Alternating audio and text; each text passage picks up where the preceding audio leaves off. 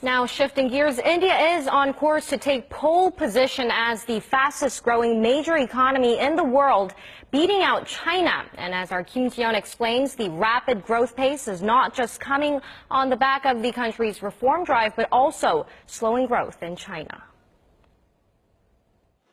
Leading financial institutions, including the International Monetary Fund, say this year India will post a faster growth rate than China for the first time in 16 years. China has fallen away from two-digit growth and is busy unveiling a series of expansionary measures to try and maintain its growth rate at around 7%. On the other hand, India, spearheaded by Prime Minister Narendra Modi's economic reforms dubbed Modinomics, is sailing.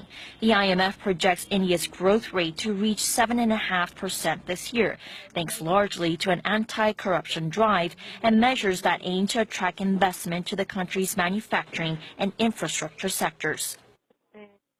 Modi is emphasizing India's 3Ds, democracy, demography, and demand.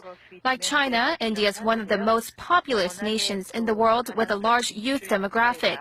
But unlike China, India is a democratic country. As of 2010, 19% of the Indian population were between the ages 15 to 24. Despite these conditions, the researcher cautions that a shift towards economic powerhouses depends entirely on the government's commitment to carry out its economic reform plans.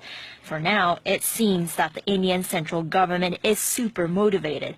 It announced plans earlier this week to boost infrastructure spending by $11 billion this financial year, on top of its original plan to spend $137 billion on its railways over the next 5 years.